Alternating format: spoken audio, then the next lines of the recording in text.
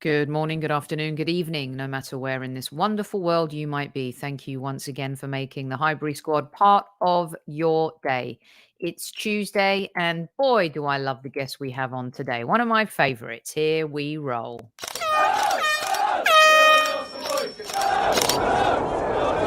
Mind the gap between the train and the platform. Please stand clear of the discussion doors. The next stop is Highbury Squad.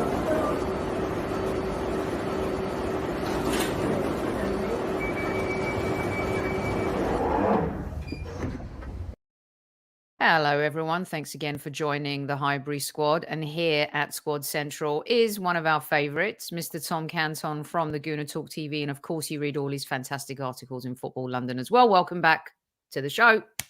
Thanks, mate. Much appreciated. Always a pleasure. Always.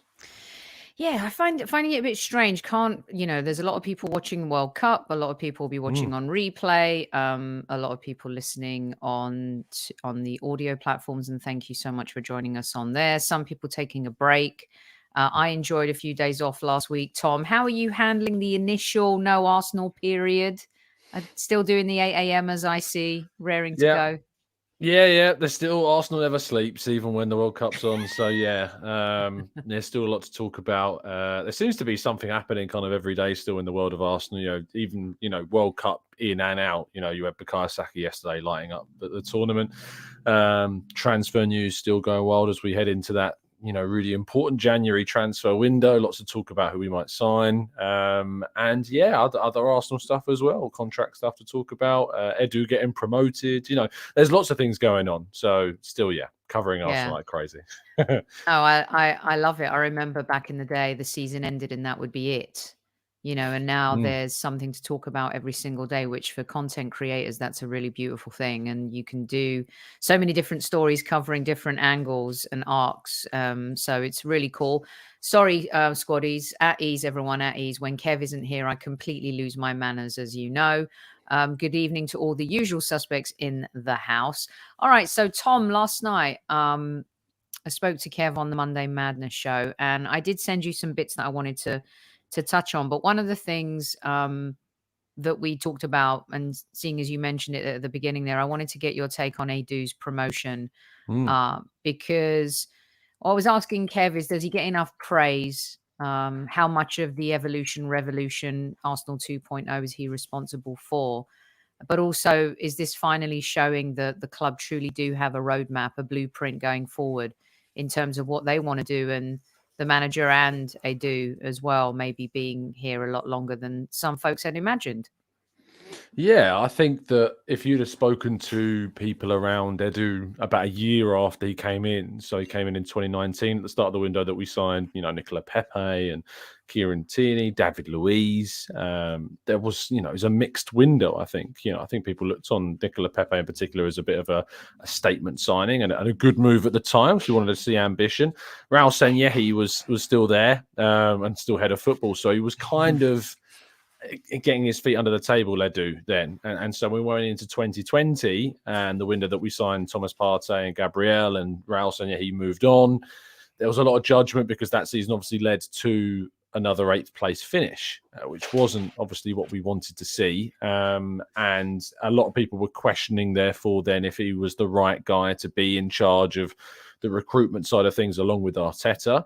You go into last season, which was, I believe, and look at as a successful season, the next step along our journey. We could have really, pushed on even further if we would have got top 4, but we couldn't quite get there. But a lot of people look at the January window of 2021 and say that was one of the big factors why we didn't get top 4 and look toward Edu as to why we didn't. But actually, when you look at the side now that we've constructed that leads the Premier League by 5 points, you have to give a lot of credit to Edu and Arteta in particular for what they've done to construct that team, to build that team together. And I think that ultimately that side of his work at the club has been worthy of seeing him continue and to stave off any interest from other clubs, which is part of the reason why he was promoted, to give him that extra bit of incentive and responsibility. But there does remain things about Edu that do need to be improved, and about his work. Sales is the key one, and we need to improve how we sell players from the squads. And hopefully with the players that we've started to bring in, like Tavares, like Lokonga, players like that, hopefully we will see some improvement in the profit that we make on players that we buy. But I think from 2023 summer, Edu will really be under the microscope in terms of the sales that Arsenal do as to whether he can master that side of the game as well. So two-prong, because I don't want to forget the other question, but when you talk about the sales, is that his responsibility based on how bad those contracts were? So was he handicapped with some of those sales before he even had the opportunity, in terms of how he wants to move forward? And number two, if we do repeat, and I asked this question to Kev last night, if we do repeat the mistake of January, last transfer window, not capitalize on the improbable situation that we were in, here we are in an even bigger improbable situation, Tom. Does the buck fall with him or the owners or the manager, or are they all culpable?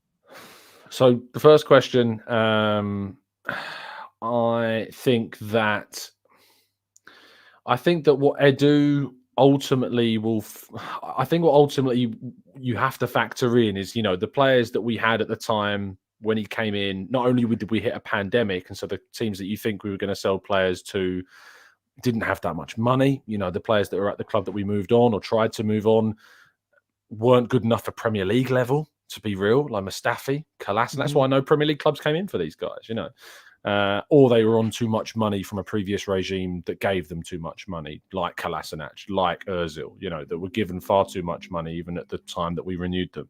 So there are mitigating circumstances to suggest why he's been unable to get better deals. However, there are some that I look to and think, was that the right move to make? Was letting Callum Chambers go to Aston Villa in January for nothing a good move? I don't think it was. I think we would have been better off keeping him for 6 months, because we really suffered without an extra right back option that could have balanced things. I think Chambers could have balanced things far more than Cedric could on that right hand side for us.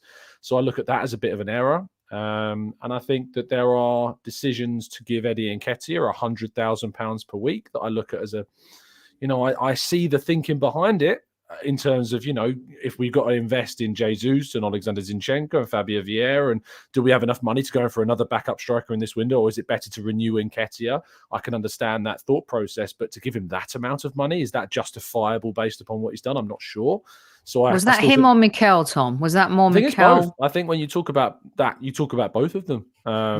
But in that decision, I think they have to come to an agreement. So it's as much Edu as it is Arteta. And so when I talk about Edu in this sense, I am also talking about Arteta in the same sense. On the second question, remind me what it was again before it slips out of my mind. It was... if he's culpable, if we make the same mistakes in January, I don't think the fans are going to be very forgiving. I was talking to everyone about this yesterday, and I really was looking forward to getting your take on it today. I don't think they'll be as forgiving, given that we're in an even better position, Tom, and who will be culpable for that? Yeah, Edu and Arteta. I think, I think everyone. I think it's a collective. I do think it's a collective thing. It's not. I don't think if we don't sign anyone in January, I don't think I'm going to point to a specific person and say it's their fault. It's collectively would be a massive failure. Now, the argument that will come out would be that they feel as though there are players that they either couldn't get, and the players that they could get did not represent the level of quality that they felt was good enough to join the team. In my view, whilst I admire that position and think it's a strong position to hold and a strong argument, I think the problem is that our needs outweigh, and the potential reward from a risk that we could take this January is too big of a reward to not go for someone, for our owners to be a bit more ambitious, I think is the word. Or is it ambition or risk? I feel like at that point is more. I think the line blurs between the two at times, and I think that an owner throwing in 20 to 30 million pounds on a player that it could be a bit of a risk in a season that you're top of the table and almost certainly have got Champions League football for next season, and you could get something special. I think a 20 to 30 million pound risk in that context is more to me ambition than it is naivety, and I think actually naivety could be more attached to the idea of not bringing someone in because you're so married to the idea of only signing someone that you personally believe to be good enough for the club in this state. And I think that Arsenal absolutely need to learn from the past and make sure that they bring someone in. And I think there are options that are good enough for Arsenal. I think Danilo is good enough for Arsenal. I think Mudryk, I think Lindstrom, I think Yuri Tielemans. I think these players are good enough for Arsenal. And I think they would improve the squad as a whole. So, yeah, I think there is, in a sense, I don't think there's too many excuses if we don't bring anyone in. And people, as you say, would be right to be unforgiving of a window that we don't strengthen in. How realistic are some of the names that we've been attached to? You've just rattled off a few. Once again, kind of being at the top of the table as an Arsenal fan, you don't want to give yourself permission to start believing because you suffer from PTSD and everything that has come before you. So I don't think you're going to be in a position to actually allow celebration until it's done, right? And then when it comes to the transfer window, similarly, although I feel like we have been much better in the transfer window, not only from an original perspective in unearthing players who had good reputations but not household names like Tomiyasu, like Ben White, like Ramsdale, Tom. And then, going for the jugular and getting the household name type players like Jesus and Zinchenko, unearthing gems even prior to that with Martinelli. For our club, for our team, when you look at all of that, do you get a sense that for us, if we don't go into the transfer window guns blazing and with some of the names that you mentioned, who I'd love to know if they're realistic, does that, forget who's culpable, does that also really underline lack of ambition versus fiscal responsibility? At what point do you draw the line between the two? Kind of went around the world there to ask you a very simple question, but wanted to get some stuff out of my head. No, I think it was worded well. I think, again, it's tough. I think it splits into two. So the second part, tackling first, I think that the targets that we're looking at are gettable. I think that some are more gettable than others. I think that the Mudryk one in particular is, I think there's a lot of media coverage around it, around the price tag that Shakhtar are after. And I don't think realistically they're going to get close to 100 million. They might want that, and they might look at the Antony sale and say, well, if Antony can go from Ajax to United, then surely we can ask for something similar for Mudryk. And in realism, no one's going to pay that for Mudryk. They're not going to pay it with respect to Ukrainian side that don't have that same, I think they've sold players for big money, don't get me wrong, but I think they're not in the same position as Ajax are in their position to sell players as they do and have consistently every single season. I still think they will come down on that. I think they have a player that has served them very well, is very respectful of this situation at Shakhtar, but believes that he has done enough to be worthy of a move that he should be granted for a realistic figure. I think he's doing everything he can to try and push the move. And, I know for a fact he wants to come to Arsenal. He's desperate to come to Arsenal or another elite club. It's not just Arsenal, but Arsenal is certainly one of the teams he looks at and thinks it would be an amazing opportunity to move there. And I don't think that he wants to wait beyond January. I think he wants to move then. And it's almost certain, hopefully, that will be, if a reasonable offer in Shakhtar's eyes is made, that they will enable that to happen. I think it's going to be about whether or not Arsenal can convince them. I'd give that. I think that's 50-50, Mudryk. I think it's a 50-50 opportunity, that one. Knowing that he wants to join, that there would be a disappointing factor there, wouldn't there? Exactly.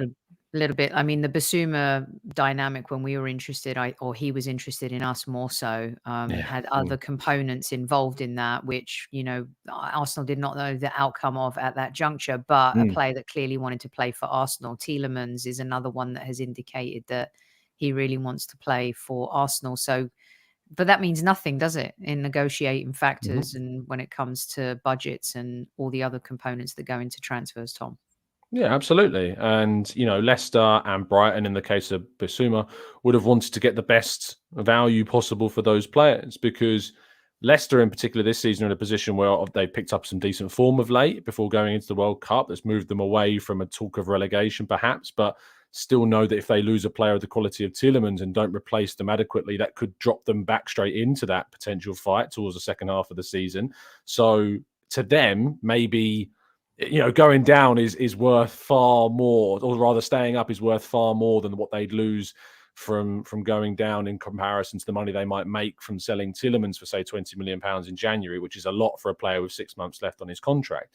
So they might turn around and say that. And I think Arsenal, with the Tielemans in particular, have been very resistant to going in, is because Leicester's asking price has been significantly above what they think is what they're willing to pay for a player that has less than a year left on his deal.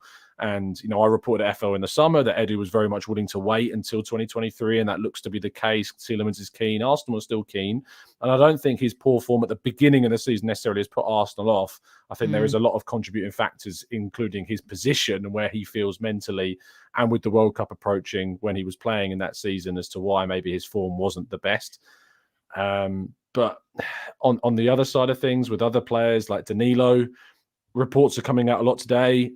James Ollie of ESPN, Jack Rosser at The Sun are both reporting that, Arsenal certainly are trying to step up their efforts to sign Danilo. I know that Palmeiras will certainly be open to selling in January because they don't have the responsibilities of the Copa Libertadores that they had in the summer. And a good bid will certainly get, I think, Danilo. But there are other teams involved. There are other teams in Europe, Ajax and Monaco are also said to be interested. But what does his release clause look like? 85 million quid, I think. So yeah, I remember last time we spoke because we talked about how it's always with Brazilian players or players that play in that South American environment. Generally, if they have that talent, the release clause is always going to be quite monumental, isn't it, Tom? Yeah. So Palmeiras will sell, I think, for around 20 to 25 million pounds, which doesn't seem a lot, when you think about it in the context of some of the deals that have happened, but it is a lot for a player that has never played outside of Brazil, that is still 21, and is by no means a guaranteed, he's not a risk-free signing, even at that amount of money. And that's, if you think about it, the other players that have been linked at that kind of age, 20 to 21, Lokonga's now 22, and, you'd think that we might be able to hopefully make a profit on him. I don't think he's necessarily going to have a long-term future at the club. You've got to think about Charlie Patino, coming through. He plays in a very similar role to Danilo. Are you suddenly blocking Charlie Patino's pathway into the team by making that investment? Is it outweighing the worth of doing that by getting him into the team now because we need someone in there? Are you still going to have that pathway for that youngster? It's something that the club will certainly be thinking about, but I think he's a gettable player. And I think with El Neni moving on, perhaps Lokonga moving on in the summer as well, either on loan or permanently, that Patino and Danilo coming in take those two spots. And, really, I think that's a step forwards, for those two positions. Patino's done fantastic at Blackpool, and they know that. And now they've got to tie him down to a new deal, which is another big thing on the horizon for Edu. But yeah, there's definitely doable business this winter that, again, as I said earlier, would make not doing business, I think, very criticisable, if that's a word. Yeah.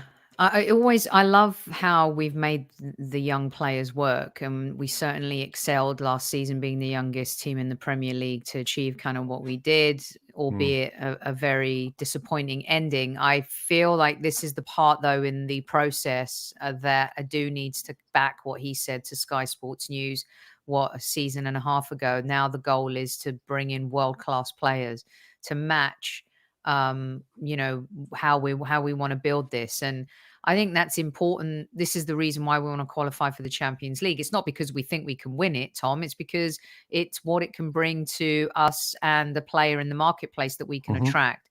And that's the next phase. So you're right. I mean, it's kind of weird to say 20 million, 25 isn't a lot. We're talking about football money here, not regular life money. I mean, right now, do $10 and a Big Mac and fries. That will make me happy. $10 is more than a tenner over here these days. I'm sure.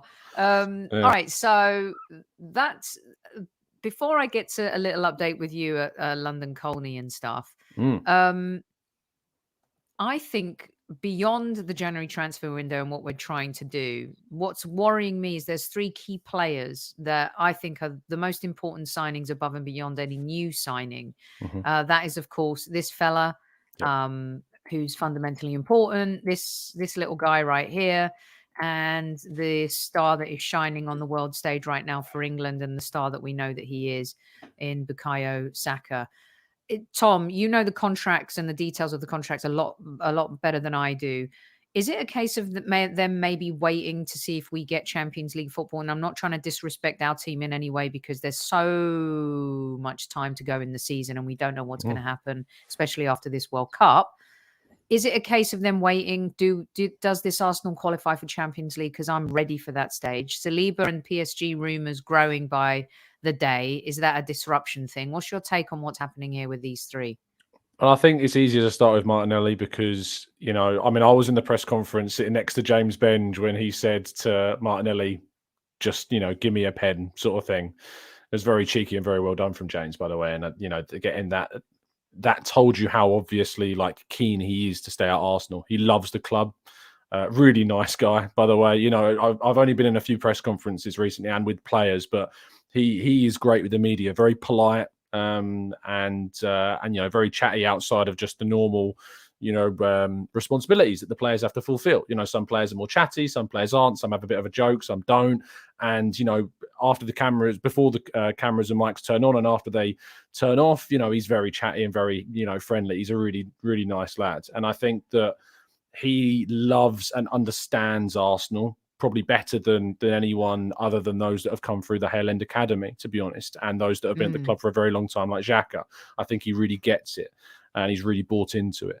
So he has a 2-year option on his contract, which basically takes him through until like 2026, which is kind of mad, even that we're talking about that. So his current deal like ends in 2024, and then there's a 2-year deal to take it through to 26. But that is obviously on the same money. Now, he isn't on a reflective wage based upon how important he is to the team. So whilst he wants to sign and wants to stay, it is about his agent and him and the club coming to an agreement on where his value sits in terms of his wage in the squad. And that's what now needs to be sorted out. So despite him saying, just give me a pen, it isn't as simple. He really wants to stay. That's what he meant by saying, give me a pen, but they still need to work out the wage. The next one to focus on is Saka. Again, wants to stay, hasn't got any kind of, you know, motivations, I think, to leave right now. But again, it is about his wage. And he has the same agent as Eddie Nketiah's agent, who in the end got them £100,000 per week to Eddie Nketiah. Got Balogun £40,000 per week on his contract. So just imagine what that means for Bukayo Saka and how much that agent and that representative is rightly, having got those 2 contracts across the line, going to be asking to try and nail down arguably England's best young star alongside Jude Bellingham. So, you know, that is the challenge that Arsenal face. But he wants to stay. It is just going to be about whether or not we then suddenly make him the most highest paid player at the club and take him beyond Gabriel Jesus. That's the big question, because there are going to be clubs like City and like Liverpool that are willing to give Saka upwards of 250, potentially upwards of £300,000 per week. And so are we going to be able to sell this project and still try and maintain our wage structure that we've got at the moment, with Jesus being on 220, I think that he is £1,000 per week. So that's that. Now, Saliba is a tough one. Don't make me cry, Tom. Yeah, I can't promise you there's not going to be tears at the end of this at the moment, because and if I take my Arsenal hat off for a second, and I've got bad hat hair, so I'm not going to do that physically. Me too. That's why I'm wearing my fedora today. But if I take my Arsenal hat off theoretically for a second, if I'm Saliba, I'm not signing my deal until at least after the World Cup anyway. So I'm not surprised that hasn't happened, because he owes Arsenal nothing. You know, we're speaking bluntly, he doesn't owe Arsenal anything. Arsenal haven't made him. Arsenal haven't done him necessarily any favours. You know, he has grown his own profile. The loan moves that Arsenal sent him out on, he has performed himself on those loan moves. You know, so he is in complete and rightful control of his future. And frankly, he could probably go to any club in the world if he wanted to. If his contract was ending this summer, he could go anywhere. Stop. Absolutely anywhere. Stop. I'm sorry, it's brutal, but it needs to be said. It's the truth, is what it is. PSG are interested. Real Madrid, I'm sure, are interested. I'm sure Manchester City are even interested. I'm sure there isn't a club on the planet that feels they wouldn't benefit from William Saliba in the team. Now, where Arsenal are fortunate is that Saliba is happy. Saliba is very happy right now. And he has been convinced with his starts this season that he has a future playing regularly at the top level with this club. He was an Arsenal fan when he was younger. That relationship was certainly impacted by how his life at Arsenal began. And with the tumultuous time of coming under Emery, a new coach coming in, not thinking he was ready, and the chaos that happened in 2020 when he was, with the youth team for 6 months, where he missed out on some really important development at senior level. Big mistake from the club. But I think that has been moved on. I think that is kind of water under the bridge at this point, and I think he is still very happy at the club. Again, contractually, we are going to have to offer him a ridiculous sum for him to stay. And frankly, I'm fine. If you told me that William Saliba was becoming the highest paid player at Arsenal, I don't care. I don't care, because this is because, and I've used this example before, he is for me the Cristiano Ronaldo, the Lionel Messi of centre-backs of the new generation, if that makes sense. Yeah. He is a generational centre-back that will become, in my view, the best centre-back for the next 10 years. And I am so comfortable saying that. It doesn't bother me if this gets clipped. That's how confident I am about this kid. He's still a bit raw in some senses. He's still made mistakes, as 21-year-old centre-backs do. But the ceiling of this guy is beyond, for me, what Saka can offer us at right wing, beyond what Martinelli can offer at left wing. Contextually in his position, he has the highest ceiling of any Arsenal player in this squad, and we have to do everything to keep him. I completely concur and agree with that, and we will clip this and utilize it at our disposal at any stage whatsoever. Yeah. You're right. The one thing I've always found so fascinating, because about a few months ago, I compared, and not because they have the talent yet of the two, but I said Gabriel and Saliba could be the Vidic and Ferdinand, the Beauty and the Beast, right? And we're so quick to say the next Messi or Mbappe is, who he is at the age he is. He's won the World Cup with France. For defensive players, they don't get the same kind of alignment on that respect ladder, if you like, Tom. Why can't you say that Jesus on the ball, he reminds me of Paolo Maldini? There, I said it out loud, and I'm not afraid to say it. Yeah. His composure, it's like he strokes the ball. It's like he treats it like a lady. And there's something quite special to see a player who plays that way, especially coming out from out the back. And I concur. I'm not saying we'd be the same team without Saka. We'd be the same team without Martinelli. But my goodness, would be a very different team without William Saliba. So is he the single most important re-signature in Arsenal's history, knowing what your crystal football tells you about his future? I think the best way to answer that question is to say that if Arsenal's ambition is to be a Premier League title challenger year on year on year and go to try and win Champions Leagues, of Saka, Saliba and Martinelli, which one of those players gives Arsenal as an individual the best chance of doing that? For me, it is Saliba. For me, Saliba is a difference maker. I think you could sign a winger that gives you as much as maybe more, who knows, than Bukayo Saka. I think there are players out there at his age level and beyond that, are as good as Bukayo Saka. He's brilliant. I love him. I'm not downgrading him. I just think that position is certainly something that we can find if the worst ever came to the worst with him. I just don't see that with Saliba. I just don't see there being a equivalent with him at all. Yeah. And so that's why I think he's the most important of the three. So, I mean, if I said to you, you can keep one and he's going to stay and retire at Arsenal, which one of the three do you pick? It would be Saliba for me. I think you'd be hard-pressed to find someone who can come up with an argument for the other two. We can find someone, Tom. This. I'd love that debate. I really would. Yeah. Maybe we'll try and find them and we can have that debate. Matthew, just to clear things up, Tom did not say Ronaldo at Arsenal. No. He was comparing the stature of forwards, the names that came into his head, Messi, Ronaldo, just to be clear in case we missed anything there. Right. Tom, you've got your Kev takes us behind the white lines as the player from the player perspective. You get to sniff around London Colney, and obviously I'm not actually going sniffing, to games. By the way. That'd be a bit weird. I think I get handled out. I just pictured an Adam Sandler movie there, where somehow he gets into the dressing room of the US men's national team and starts sniffing, jock straps and stuff like that. But anyway, what's your take? What's going on at London Colney now? Before we get to like the Dubai Cup. What's happening here right now? It's very quiet. You know, Is at the moment. there time off? Is there a few Yeah. days off before? So the players are given, as far as I'm aware, and the Athletic were the first to report this, and I haven't heard any of it being different, around 10 days off. Now the players can waive that. You know, I think they've been encouraged to take some time off, but the players can return at their own discretion. There have been some internationals going on. Ødegaard's played for Norway and got a little bit of a knock in his last game. We haven't got any kind of information on how bad that is. It didn't seem serious, but it'll be interesting to see how involved he is in the Dubai Cup. That'll be the first indication of how fit he is, but he did get a bit of a knock in his last Norway game. Fabio Vieira has been playing with the Portuguese under-21s, so he's been with them. And yeah, other than that, you know, COLNEY's been quiet besides the youth team and the women's team, of course, that have both been there. The youth team are actually involved tonight. They're playing in the Papa John's Trophy against Stevenage. I think it's 1-1 as we... I think we got an update on that. Was it 1-1 or 2-1? Or maybe it's still 1-1. Yeah. I think it's 1-1. Yeah, we went 1-0 up and now it's 1-1. Okay. But you got the likes of Matt Smith's involved in that one. Ethan Nwaneri's on the bench. So yeah, it's pretty quiet regarding a senior men's perspective at COLNEY. And so their expectation is that they'll return in the next few days or so, the ones that are meant to. So like Gabrielle, etc., should be back. And then between the 8th, I think it's the 8th and 16th of July.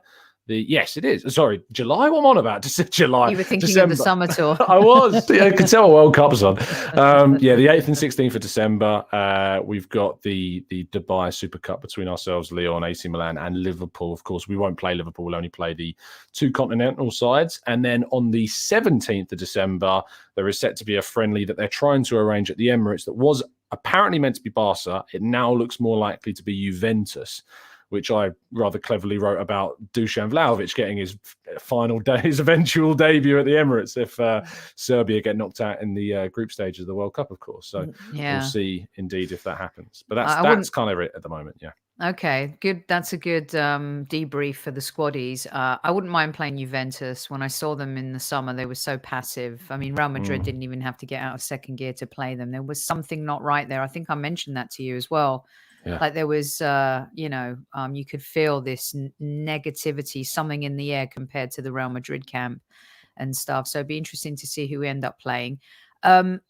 So these were images from the last Dubai training camp. And of course, players who were there won't be there now because of the World Cup, Tom.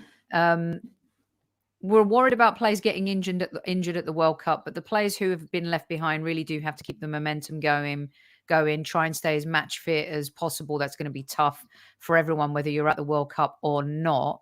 The teams we're playing against, though, is there this prerequisite, this pre-written rule? No, don't go in two-footed, studs up.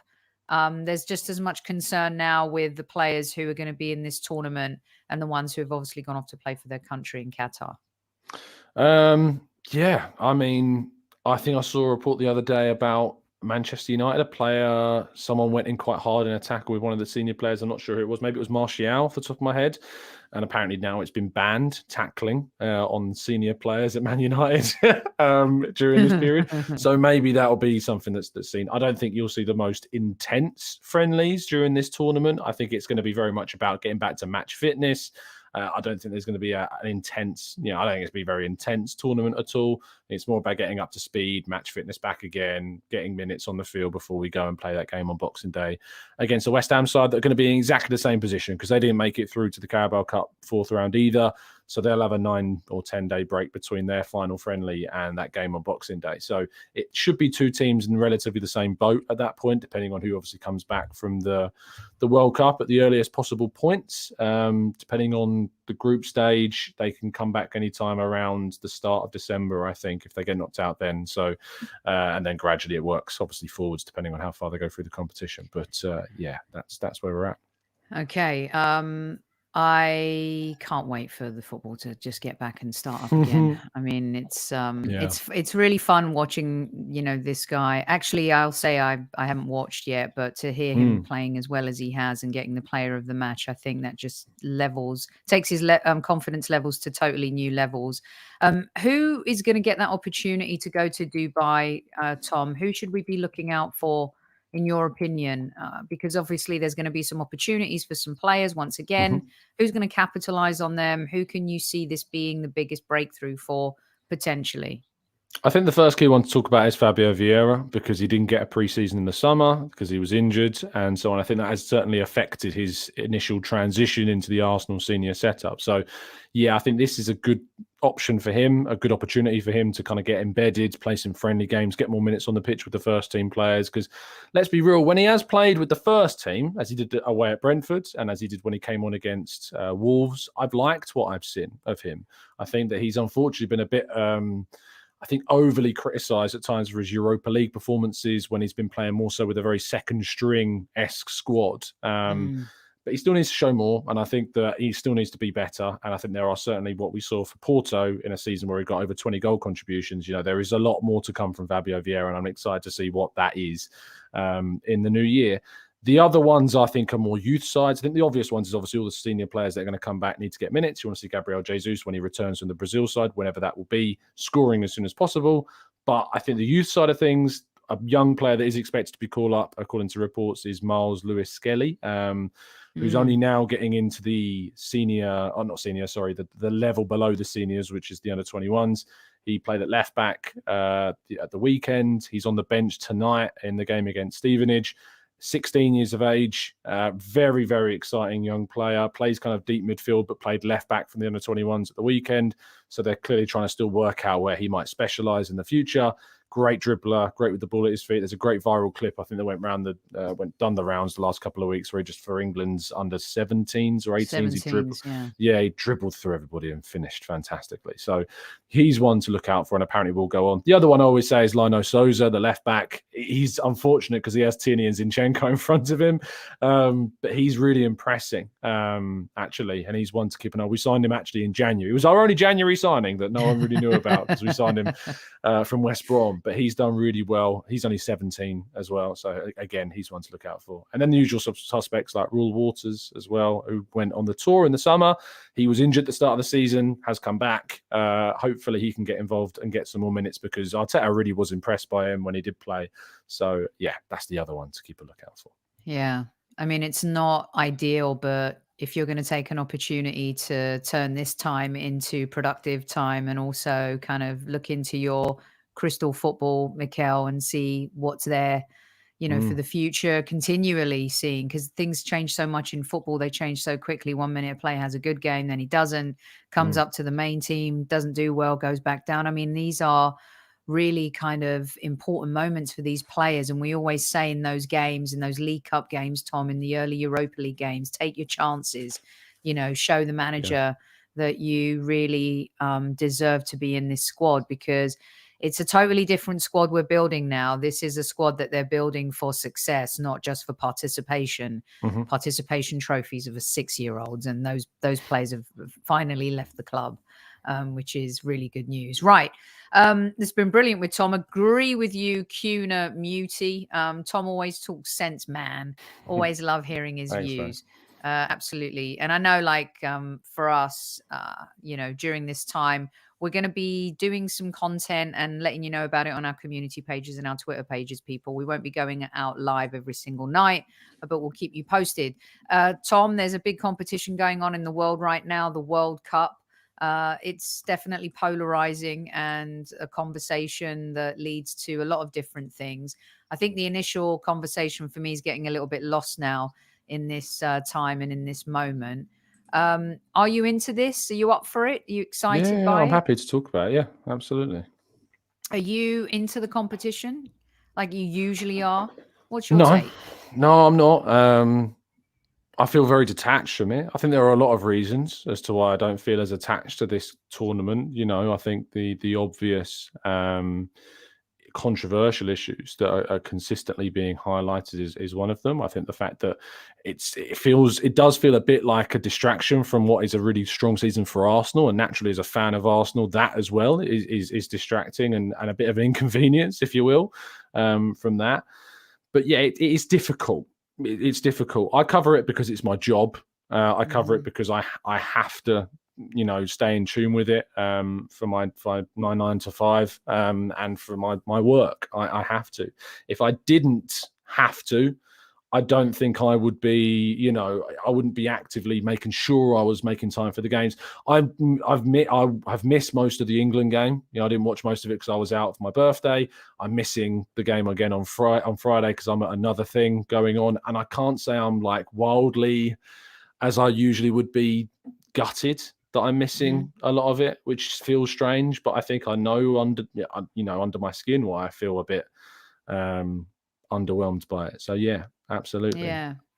It's and thanks for coming on and kind of, you know, having a chat with me about this, because so many of my listeners have been asking me, because they know that I've had the opportunity to go out to Qatar and work the World Cup. And, you know, for the players, it's an opportunity of a lifetime. And for a lot of people in broadcasting and journalism, and whatever media platform you might be on, it too can be an opportunity of a lifetime. But I decided the other day that also maybe there's still a lifetime of opportunities for me out there. And I decided that I would not go. I have a ticket that I'm trying to get refunded right now. My trip was completely booked, ready to go. Bags were packed, but something in my gut just said I couldn't do it. And maybe it was after having conversations with my mum and dad, who are 84 and 85 respectively, and not wanting them to have the burden of worry. My partner, Tony, who also has seen me cover a lot of stories, whether it's on Sky Sports, Talk Sport, or, you know, on our own channel. I don't like to mix politics at all. This show has never, ever been about that. But we've definitely always been about humans and community. And for me, in the end, the choice wasn't about religion or people. Some of my best friends in the world come from all walks of life, and we talk about a lot of different things and have totally different beliefs, but somehow we love each other and we work as friends and have done for 30 plus years. For me, it was a case of I just didn't feel comfortable being somewhere where I wasn't really invited. It's kind of like a family Christmas where someone finds out that you found out that they found out that they're going. And so they start inviting other family members because they just kind of don't want to be found out. They don't really want you there, but you're being invited anyway. And if you go, you're kind of feeling uncomfortable. And can you really be your true self? And then that's not because I'm this flag wielding, yielding person. It's just about, as a person, as a human, I find it hard to be somewhere and contribute to an economy or someplace where people think that I'm surplus to requirements as a human. Is that how you feel?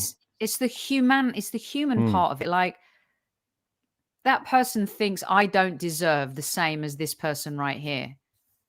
And yet I'm a human too. And I think the straw that broke the camel's back for me, where I knew I made the right decision for me, and this is just me, and you guys know on this show I don't go down this road at all. It was when England decided not to go for wearing the armband. And I just think that moments in life, you think about sporting moments in life, you think about Muhammad Ali, you put something at risk in order to try and create a greater lesson or a greater good.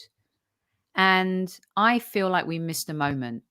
Could Henderson have come on as the captain and got the yellow card and been subbed off? Maybe. That would have been a good move. You then take the knee and you don't wear the armband. So you're kind of saying, we're going to support this group, but we're not going to support you. And when England turned their back on supporting what I felt someone like me, I thought, why should I sit here and support you playing football?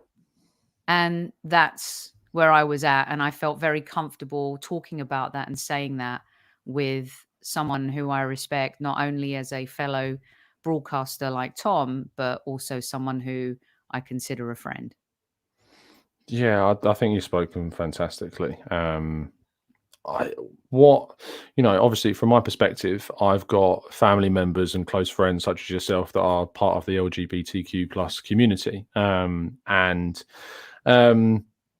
What's I think why I understand it and why I have a lot of questions, that's what I've tried to do. When I say I've spoken on Twitter about this, I've got into debates with people about this. I never try and I never try to, and sometimes I fail because I'm human, I try more to ask questions. I try to ask questions more than anything else, because I think that's the best way to kind of talk about these things, is to ask for someone's perspective.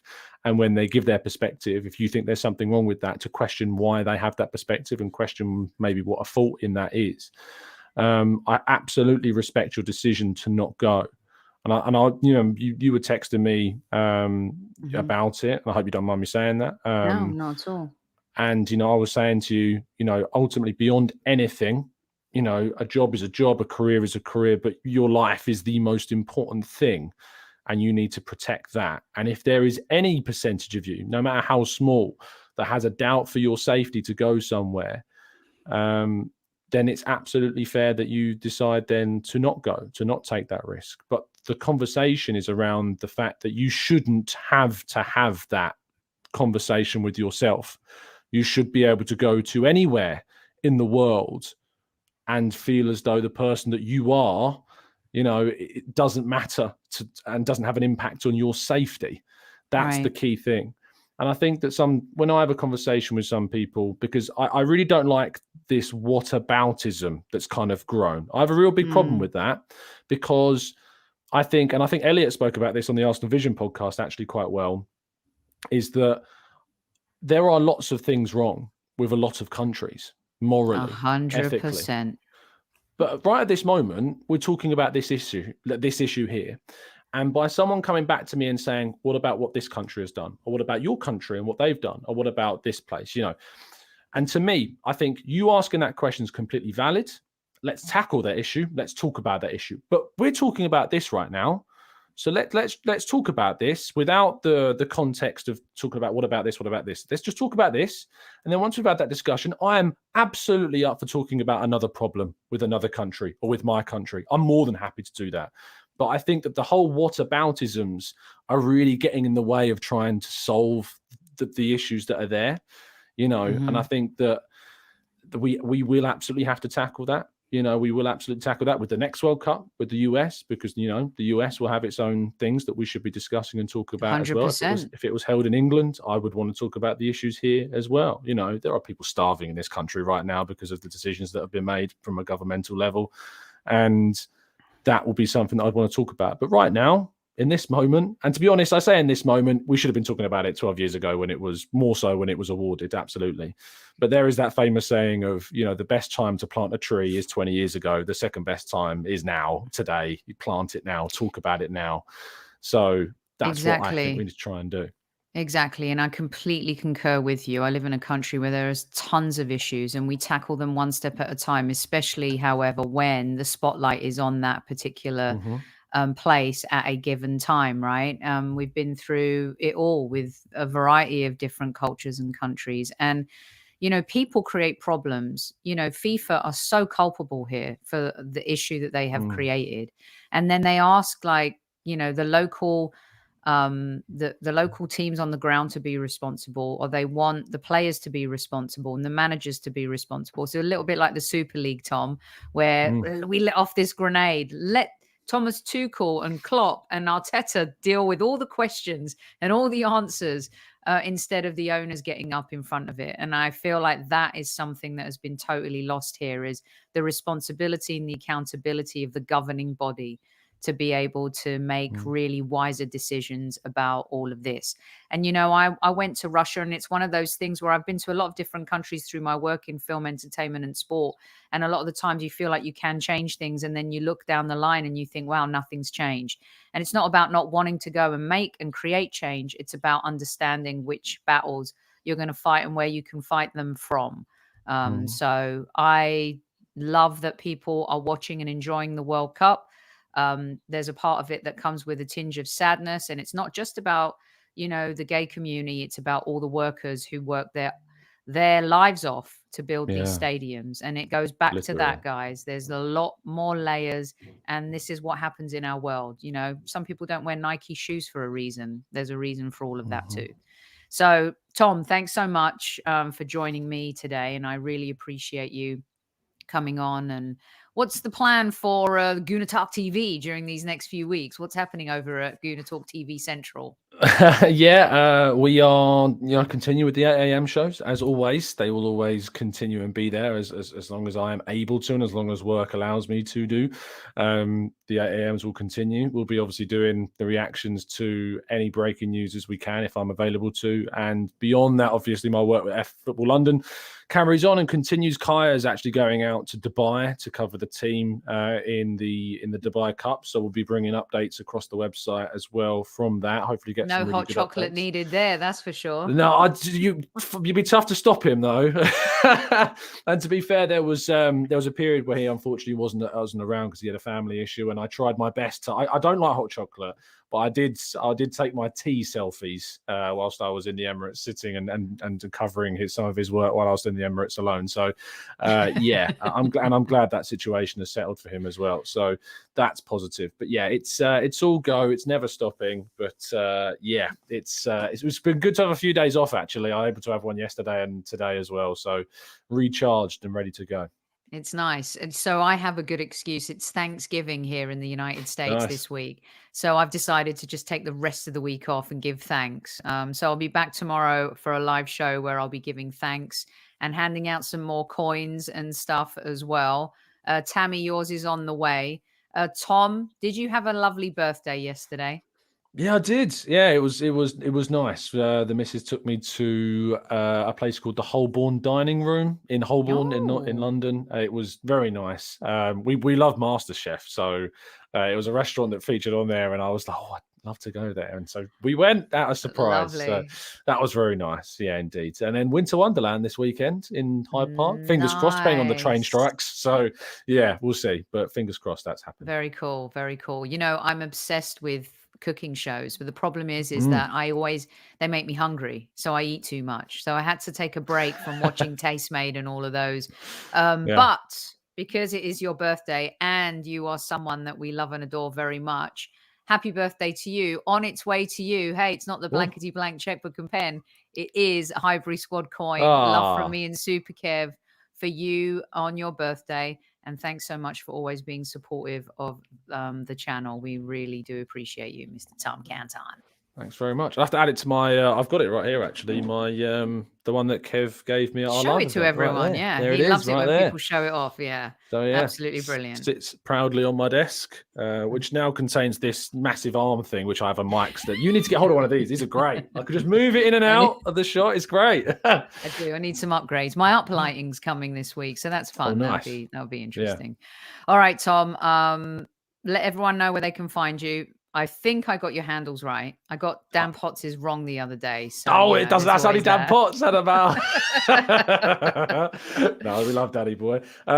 Yes, you did indeed. At the Gooner Talk TV, at Tom Canton Media on Twitter. Just type in the Gooner Talk on YouTube. It'll come up, I'm sure. Thank you, everybody that's watching, and all the kind comments that you've left. I really appreciate them. And if you haven't dropped a like on for Sophie's video, make sure you do. You absolutely should have done if you haven't done so already. So smash the like button and subscribe. Hey. He's always the consummate host. I'm well trained. At ease, everyone. At ease. Thanks again, Tom.